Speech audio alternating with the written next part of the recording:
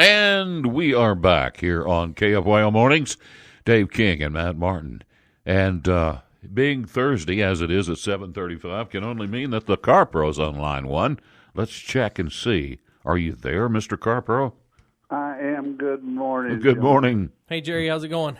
Oh, it's going good, brother. How you guys doing? We're doing good. We're talking. They're installing smart meters here, our electric company in Lubbock, and so that's what we're talking about. And a lot of people question the worth of those. Yeah. That'll be controversial for a little while till people get used to them. We went through that here some time ago. Nobody trusts them yet, but we'll see. It all eventually turned out okay. Matt thinks that they're reading his mind, so he's concerned about it. Not my mind, just my appliances. Well, man, Jerry, I see you sent us pictures of your ride this week, and wow, an SUV from BMW. BMW. The name just escaped me. That's but I didn't know that they made an SUV like this. It's pretty good looking. It is. This is the biggest SUV that they've ever come out with. It's got 3 rows of seating, which you can get in the X5, the size down from this X7. But I'll be honest with you, the third row seat in the X5 is not for adults. This vehicle will handle 6 people, full-size people, extremely easily. And if you get the bench seat in the middle, it'll hold 7. It is large, I will tell you that. But, you know, the thing I feared was that they would lose that classic BMW feel when they went with one this big. They did not. I mean, they stayed true to their roots, and really there's nothing that drives like a BMW, and I've said that on your show before, but there's nothing that handles like one. They've got a very unusual feel, and they kept that throughout this one. But Jerry, I've never owned or driven a BMW. What is it about them that's unusual, or their ride and their drive? It's really a sports car feel. You feel like you're driving a real high-end sports car. Not a Corvette, not that harsh, but more like a Maserati, along those lines. Mercedes, some of their models feel like this. But I tell you, the other thing that BMW is known for is fantastic interiors. And I got to tell you, I sent you guys one shot of the second row seat. This thing has got quilted white leather seats with dark accents, and it is just stunning. And BMW did such a great job making it easy to get to the third row seat. There's a power slider on the second row seat. When you open the door, there's a switch there, and you pull that forward, and the seat just automatically slides forward, gets out of the way, and creates a huge area so people can get to the third row seat. This is as friendly a vehicle as I've ever driven as far as actually using the third row seat. Now, that comes at a price. Anytime you get that much room in a third row seat, similar to, let's say, the Tahoe or the Yukon, you lose some of that cargo area. But if you don't need all the seats, you can fold one of the rear seats down and still use one and create a lot of cargo space. The graphics and things on the infotainment system of this vehicle are just amazing. I mean, they go to the trouble of if you click on one of the drive modes, the vehicle will show on the screen. It'll show you what's activated. And I've seen that before. That's nothing new. But BMW went a step further, and they did it in the color of the vehicle that you're driving. So you are actually seeing a picture of your car up on this massive 12.3-inch screen. It's got a stereo system with 20 speakers inside that will just blow you out of there. All in all, this all that good stuff comes at a price. Yeah, and what is it? BMWs are not cheap. This one stickers right at $101,000. Oh, but for what you get, based on today's pricing, it's not out of line. I mean, what you're looking at 20,000 more than a Tahoe, maybe 30.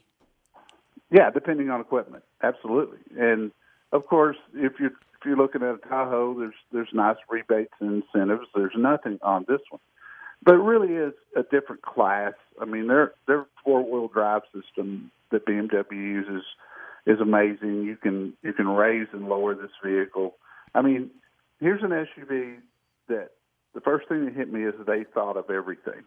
When you open the tailgate, for instance, the vehicle lowers itself. So it assumes you're loading something in, and it lowers it to make it easier for you.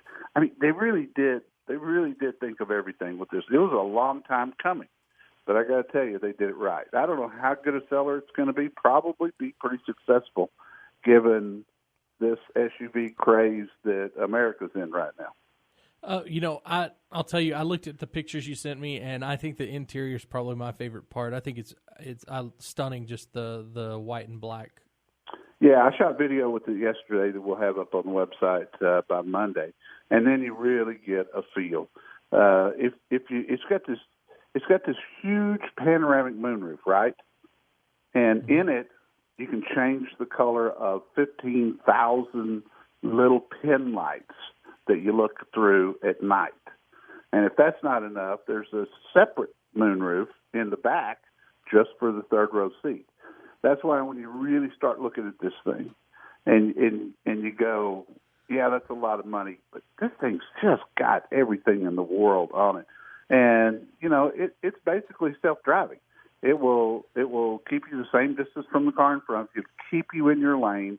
It'll bring you to a complete stop if there's an emergency.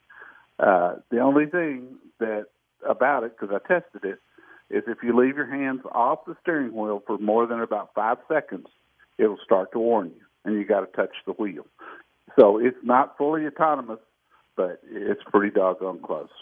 It says, "Hey, stupid, get your hands on the wheel." Right, exactly. And I appreciate that. So what do you got going on over at carprousa.com? Well, we put some news stories up last night. We got more coming today. It's that time man, of that year, 2020 Acura NSX looks beautiful. Oh, yeah, absolutely. But it's that time of year where we've got all these new models and new variations coming out. We do have the NSX there. We've got a story about a new Honda Odyssey anniversary package, the new Nissan Maxima. We've got all the information on that. And later today on Car Pro USA, we'll have a story with pictures of and you guys will love this, a Dodge Charger 50th Anniversary Daytona Special Edition. They're only building 501 of them. Does it have the big back on it? The big hood scoop or scoop on the back? No, but it's got the same stripes at the back. If you remember, there was a big wide stripe about a foot wide that went from all the way across. I don't know, but without that Daytona Superbird thing in the back, it's just not quite there, is it? No, thank goodness. But it is on the Charger Hellcat chassis, so it's got 717 horses. Oh, that's nice. They're only building 501 of them. I believe they announced yesterday the package, and I'll get confirmation later, but I'd bet money that they sold out yesterday in the first day. So I got a question. I did see a car the other day, and I don't know if it was if it's made by Dodge or was at one time, or if this person did some upgrades, but it was a Dodge. It was like a Dodge Charger, but they had done the front grille like a 71 Barracuda. And really? It was called a Barracuda or something like that. It actually had the name on it. I think somebody probably did it, but... Yeah, or a custom shop did it. It was nice looking, though. It was here in Lubbock driving around, but it was a nice looking thing. It wasn't like it was cheaply done. Yes, I would imagine that would get your attention. Mm-hmm. Yeah, well, I love the 71 Barracuda. It's one of my favorite cars, so it caught my eye in a second. So the other big news, real quick, guys, at the website, I've been covering Ford Focus and Fiesta transmission problems for years, since about 2014, and it's been a real problematic transmission. I've written a ton on it. I've talked about it on the air. I don't know how many hours. Could be as much as 100 hours on air.